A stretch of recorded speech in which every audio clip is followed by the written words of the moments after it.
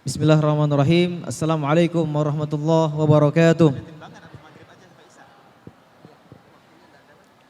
Kok pada lemas nih? Kenapa? Lebih semangat jawabnya ya. Assalamualaikum warahmatullahi wabarakatuh.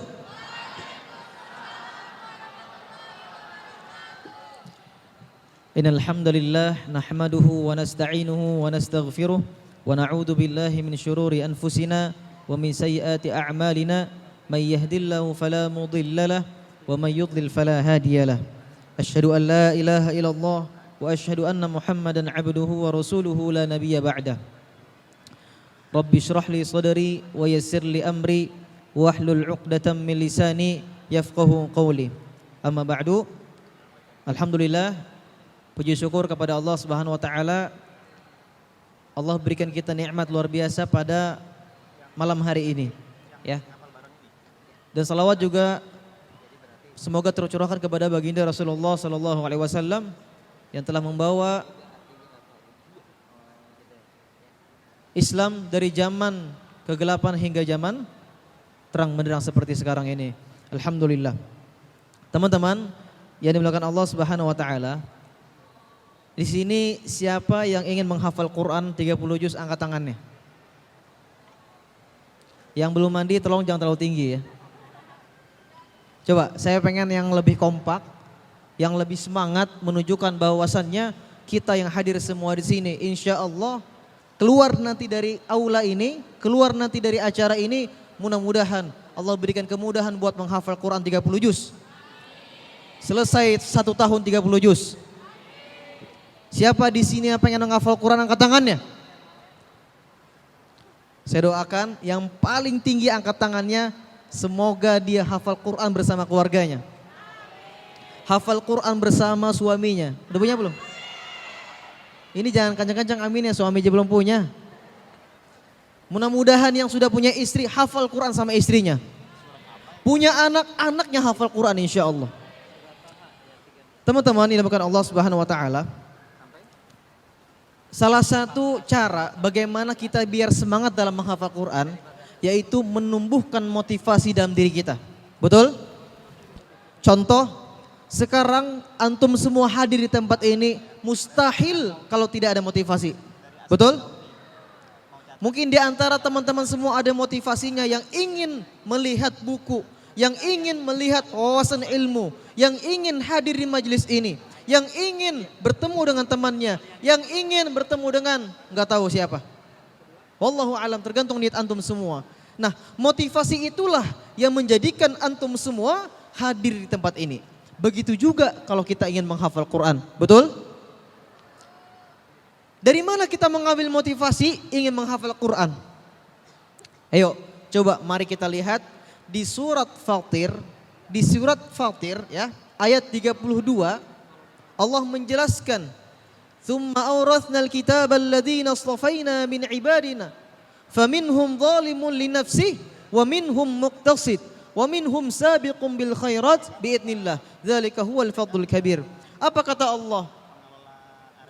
Kemudian kata Allah, aku telah wariskan Quran ini kepada umat Nabi Muhammad sallallahu alaihi wasallam. Dan di antara umat Rasulullah ada yang Allah pilih di antara mereka. Kenapa Allah pilih? Ada yang di antara mereka yang menghafal Quran. Kenapa? Sebab mereka menjadi alladzina astafaina min ibadina, orang-orang yang dipilih Allah Subhanahu wa taala. Tapi ada orang, ya, 3 ciri para penghafal Quran disebutkan di ayat tersebut. Faminhum dzalimun linafsihi, yaitu orang yang sudah tahu keutamaan menghafal Quran, bahwasannya Allah memuliakan para penghafal Quran, tapi dia enggan menghafal Quran. Bukan hanya enggan menghafal Quran, membuka Quran saja malas setiap harinya. Maka disebut faminhum dzalimun linafsihi, yaitu orang yang zalim terhadap dirinya. Kemudian ciri yang kedua, wa minhum muqtasid. Ada orang yang sudah menghafal Quran, tapi orang ini hanya melakukan atau menghafal saja, ya, melakukan, men-share atau mengamalkan isi Quran semampunya saja, tidak berusaha dengan sekuat mungkin, maka disebut sebagai wa minhum muqtasid, yaitu orang yang pertengahan, standar. Dan yang terakhir ini luar biasa. Siapa mereka? Wa minhum sabiqum bil khairat biidznillah. Siapa mereka? Yaitu orang yang sudah menghafal Quran. Ketika dia sudah hafal Quran 30 juz, dia masih haus dengan ilmu Quran. Dia masih ingin mempelajari tafsir Quran. Dia ingin masih terus mempelajari hadis dari Quran. Terus memperdalami, terus mengamalkannya. Maka disebut sebagai wa minhum sabiqum bil khairat biidznillah. Yaitu orang-orang yang berlomba-lomba dalam kebaikan meraih ridhonya Allah Subhanahu wa taala. Nah, sekarang saya tanya, kira-kira kalau kita pilih di antara 3 tadi, kita pilih yang mana? Yang ke? Mudah-mudahan insya Allah nanti teman-teman semua bukan hanya hafal Quran, tapi juga menjadi ahli Quran. Ya, paham tafsirnya, paham hadisnya, bahkan hafal ratusan ribu hadis insya Allah. Ya. Kemudian di ayat selanjutnya Allah menjelaskan, inilah yang menjadi patokan antum semua, menjadi motivasi dasar yang paling kuat buat menghafal Quran. Apa kata Allah? Jannatu adni yadkhulunaha yuhallawna fiha min asawira min dhahabin wa lu'lu'a wa libasuhum fiha harir. Apa kata Allah? Jannatu adni yadkhulunaha. Allah akan memberikan ganjaran, jaminan surga Adan kepada mereka yang di dunia menghafal Quran. Bayangkan, orang ini baru menghafal Quran saja. Dia cuma hafal Quran saja, sudah Allah jamin kepada dia, yaitu apa? Surga Aden. Tahu kedudukan surga Aden itu segimana tingginya? Yang pertama yaitu Firdausil A'la, surga yang paling tinggi di akhirat nanti, yaitu apa? Surga Firdaus. Setelah surga Firdaus ada namanya surga Aden. Maka para penghafal Quran di akhirat nanti dijaminkan kepada mereka, yaitu diberikan surga Aden. Apakah cukup sampai di situ? Tidak. Ditambahkan lagi di kalimat selanjutnya.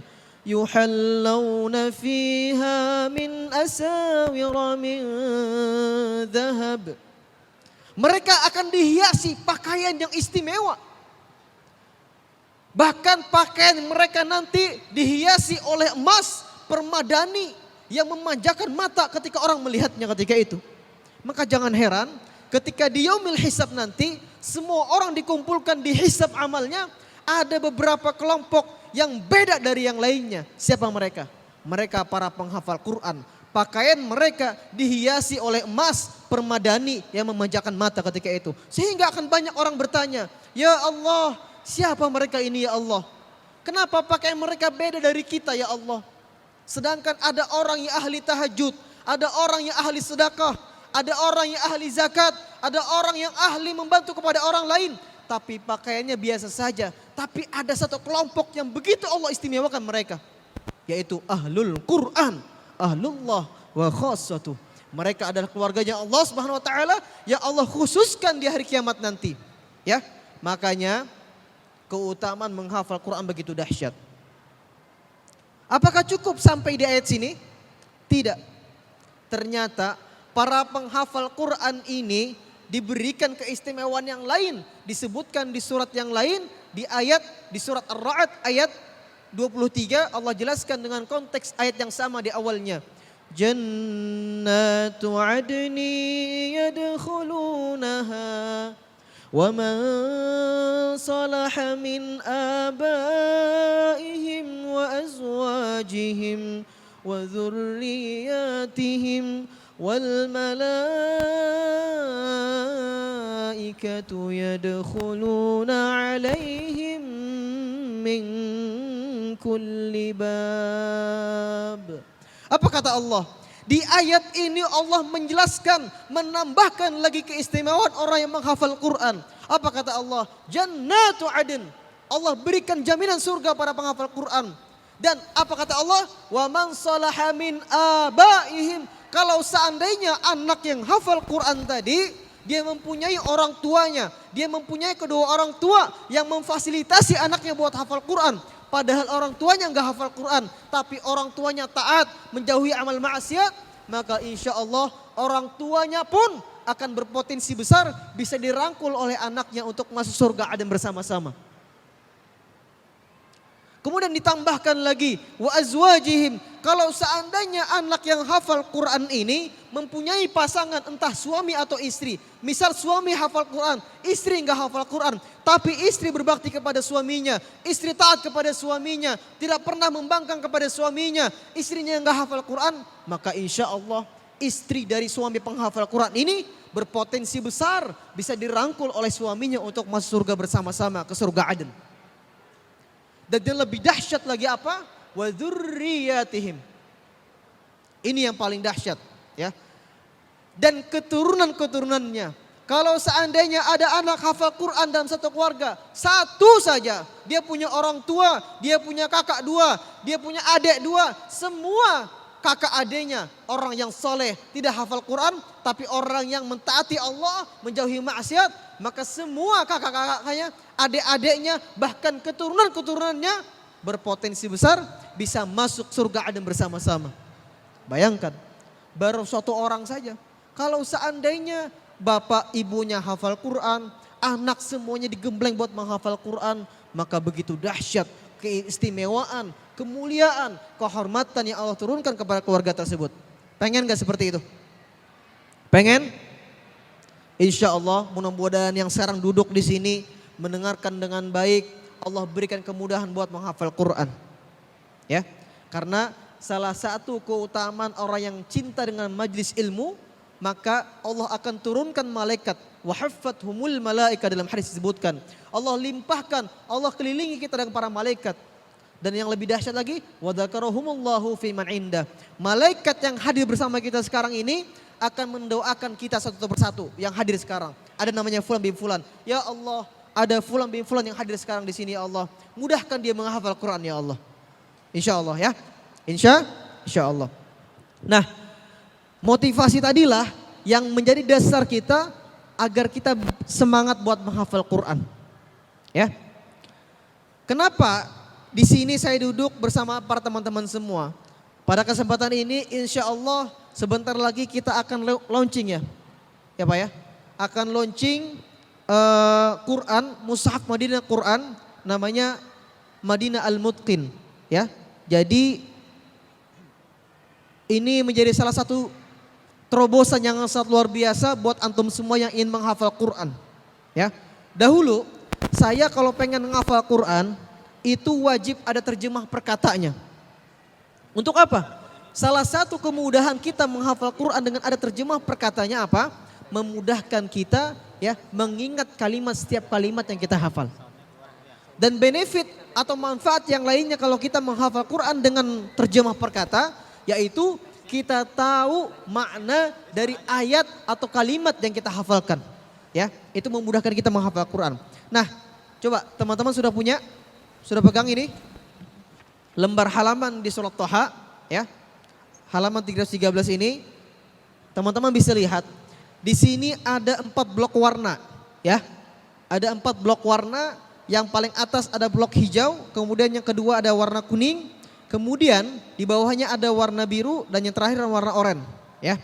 Nah, 4 blok warna ini mempunyai manfaat yang luar biasa. Coba kalian lihat di sebelah kirinya, itu ada barcode, ya. Barcode ini tujuannya apa?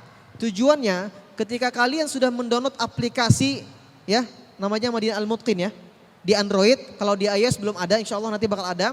Kalian download aplikasi itu, kalian sudah punya nanti ini, kalian tinggal barcode nanti, ya, itu ya di halaman yang ada per warnanya, per blok itu, nanti akan keluar ayat Quran. Ada seorang qori yang membacakan bagaimana bacaan yang benar, ya, sesuai tajwid, sesuai dengan kaidah makharijul huruf yang benar, maka teman-teman akan dimudahkan buat menghafal Quran insya Allah. Itu salah satunya. Kemudian kalau teman-teman lihat di atas, di sebelah kanan atas, wa anakhtartuka, di bawahnya ada garis. Itu garis itu menunjukkan apa namanya? Makto ya. Di sini ada garis namanya makto, awal mula ya ayat agar kalian mudah menghafal Quran. wa ana akhtartuka fastami' lima yuha sampai di ayat ke-14 ya.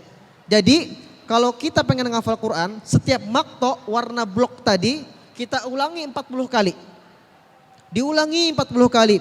Wa ana akhtartuka fastami' lima yuha. Innani anallahu la ilaha illa ana fa'budni wa aqimis salata lidhikri. Inna as-sa'ata atiyatun akadu ukhfiha litujza kullu nafsin bima tas'a. فلا يصدنك عنها من لا يؤمن بها واتبع هواه فتردى. Ulang lagi dari ayat pertama sampai warna yang terakhir ya, ayat 16 sampai 40 kali. Kalau sudah diulang 40 kali, insya Allah hafalan itu akan lengket di otak teman-teman semua.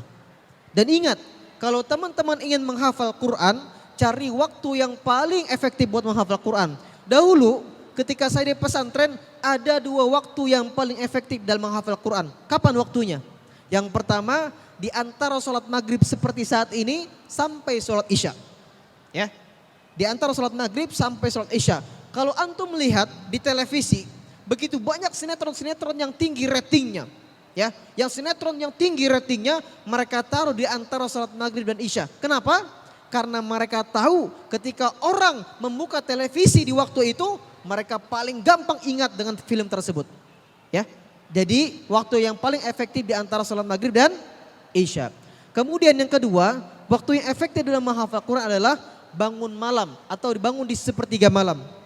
Teman-teman bangun jam 3 atau jam 2 pagi, sholat tahajud 2 rakaat, kemudian ya mulai membaca ya 40 kali mengulang ayat ini. Insya Allah hafalan yang kalian hafal pada pagi hari ya itu akan sangat kuat hafalannya insya Allah. Insya Allah. Nah sekarang kita mulai metode dalam menghafal Quran Al-Mutqin ini teman-teman ya. Kalian ikutin saya baca, teman-teman ikutin. Siap?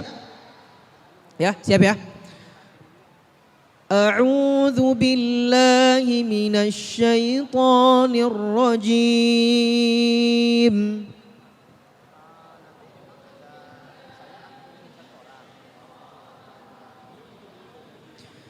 Bismillahirrahmanirrahim.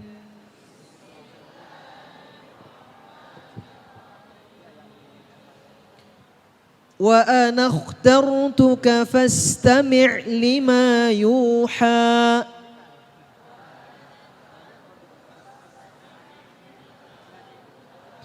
Perhatikan, kalau kita pengen menghafal Quran, yang paling penting ketika kita ingin memulainya adalah memperhatikan tajwidnya.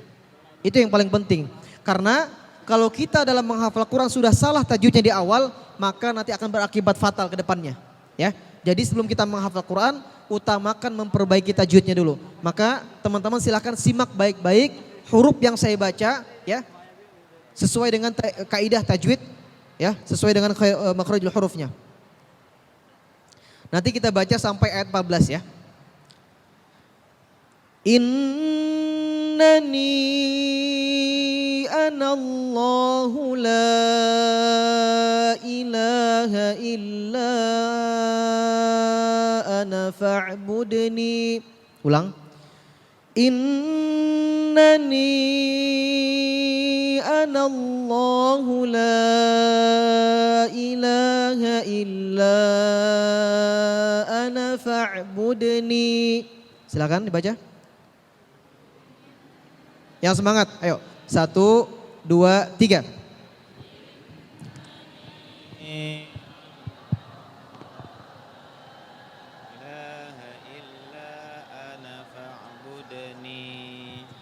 Wa aqimis salata lidzikri. Wa aqimis salata lidzikri. Jamaah yang dimuliakan Allah Subhanahu wa taala, antum bayangkan kita mengulang hafalan Quran ini sebanyak 40 kali diulang-ulang, maka berapa banyak kebaikan yang Allah berikan kepada kita semua.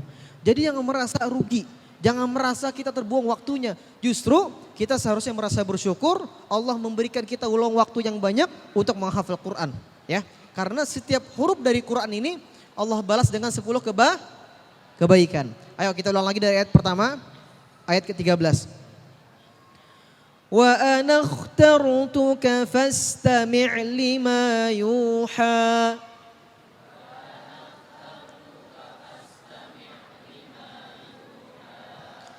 Innani ana Allahu la ilaha illa ana fa'budni.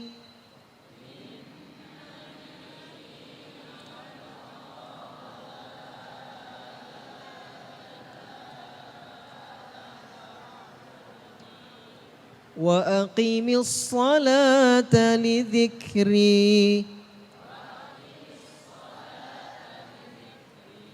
Ulang lagi yang pertama. Wa ana ikhtartuka fastami' lima yuha.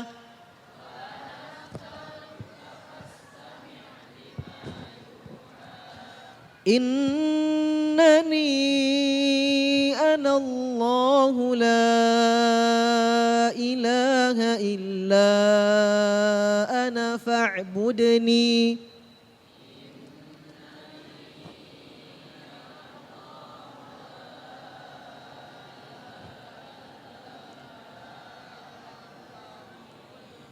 Wa aqimis salata li dzikri. Coba sekarang saya kasih waktu teman-teman semua. Ulang ayat 2 ayat ini ya, sebanyak 10 kali saja dulu. Baca wa ana ikhtartuka sampai ayat 14. Silakan baca sendiri. Nanti setelah selesai kita baca bareng-bareng, enggak usah lihat. Ya, silakan dicoba. Sudah ya? Sudah ya? Ayo kita baca bareng-bareng tapi nggak usah lihat sekarang. Baca bareng-bareng dari awal sampai ayat kedua. Sampai ayat 14 ya. Ayo baca bareng-bareng 1, 2, 3. Wa ana ikhtartuka fastami' lima yuha.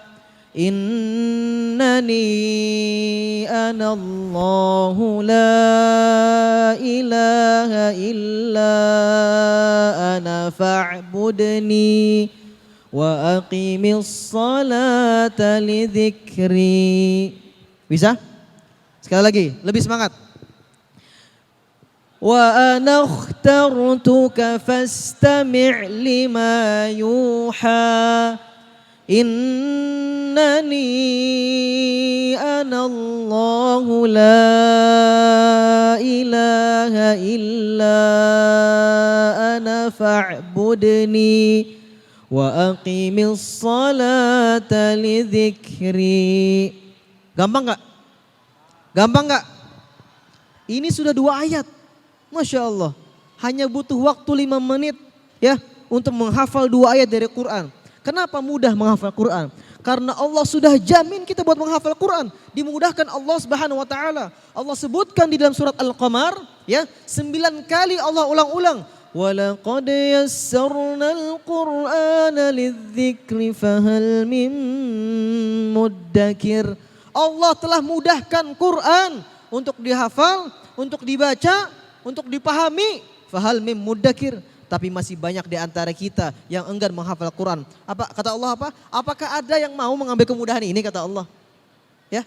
Jadi kalau sudah dimudahkan Allah, mari kita hafalin bareng-bareng. Bismillah, insyaallah. Dan ingat, niatin kalau kita ingin menghafal Quran, niatin mengharap ridhonya Allah Subhanahu wa taala.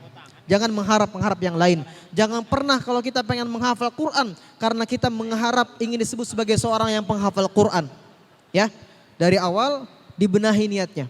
Niatnya pasang yang baik dari sekarang, ya.